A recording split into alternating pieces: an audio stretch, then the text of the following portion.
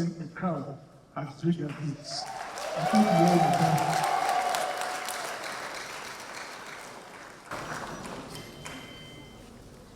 I want every one of you here to what we call the Progress Digital Media Summit.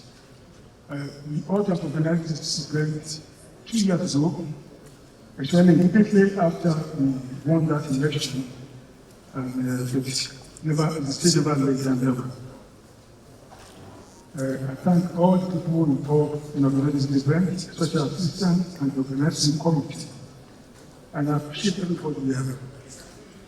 As well as those who have traveled from Europe, from the US and Canada to attend. I thank all of you. This summit is now more timely than ever, as those in opposition have forced a 2027 campaign on us and put the country in election mode well ahead of the IPAC timetable. Our experience is and elections that you have seen in the USA, in Germany, in many parts of the world, they taught us crucialness. Digital media are no more merely tools for jokes, memes, or dancing. They are the battlegrounds where elections are won or lost, and we ignore them at our will. According to data from VeryDarkMan, WhatsApp is the dominant social media platform in our country today, with approximately 51 million users. This means that 1 in 4 active mobile lines engage on the platform, and the penetration rate is put at 95%. According to another data, global digital insights, Facebook is the second most important platform, with 38.7 million users nationwide. Facebook is followed by TikTok, which has 37.4 million users. This is based on data from Intel Point. Instagram ranks 4th with 12.6 million users. And that's another community authority. And it says that between the people using it are those aged between 25 to 34 years. And there are people about 4.9 million. That's about a third of the users.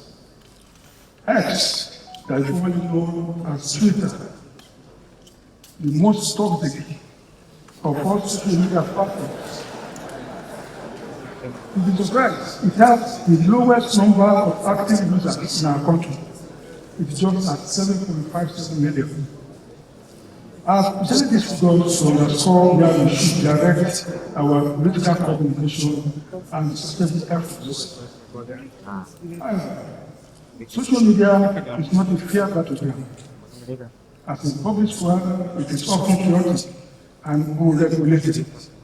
Users frequently disregard rules, divisive content is rampant, deepfakes and artificial intelligence-generated content are increasingly used against political opponents. Posts are driven by clicks, not by truth or accuracy. This information spreads 5 times faster than official corrections. My prayer is that I hope that this summit will address these emerging red flags in the social media.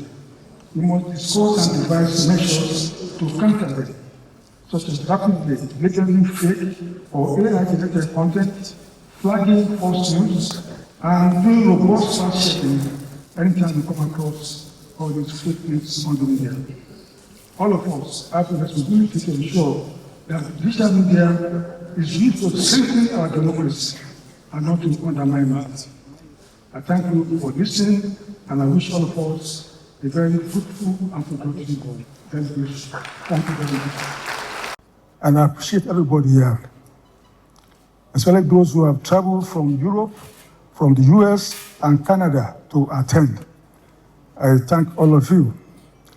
This summit is now more timely than ever, as those in the opposition have forced a 2027 campaign on us and put the country in election mode well ahead of the INEC timetable. Our experience is 2023, and elections that we have seen in USA, in Germany, In many parts of the world, they've taught us a crucial lesson. Digital media are not more mere tools for jokes, memes, or dancing. They are the battlegrounds where elections can be won or lost, and we ignore them at our own peril. According to data from Leonard.com, WhatsApp is the dominant social media platform in our country today, with approximately 51 million users. This means that 1 in 4 active mobile lines engage on the platform, and the penetration rate is put at 95%. According to another data, Global Digital Insights, Facebook is the second most important platform, with 38.7 million users nationwide. Facebook is followed by TikTok, which has 37.4 million users. This is based on data from Intel Point. Instagram ranks 4th with 12.6 million users, and there's another, according to another authority, and it says that between the people using it are those aged between 25 to 34 years. And they consist of about 4.9 million, that's about a third of the users. X, that is formerly known as Twitter, the most toxic of all social media platforms. You'll be surprised, it has the lowest number of active users in our country. It's just at 7.57 million. I've presented these figures to underscore where we should direct our political communication and strategic efforts. However, social media is not a fair battleground. As a public square, it is often chaotic and unregulated.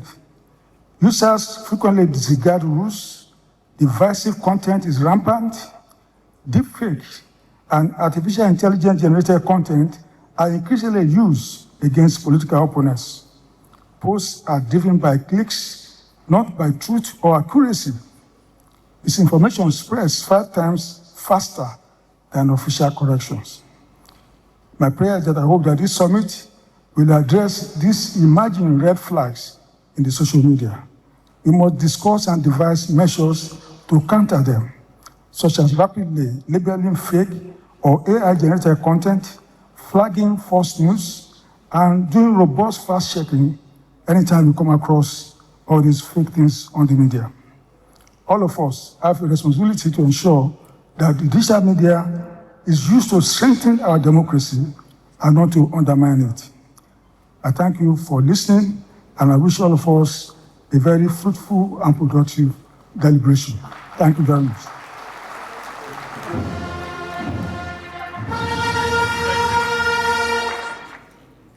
Thank you very much. Can we make the applause louder for Mr. Bayo Onanuga?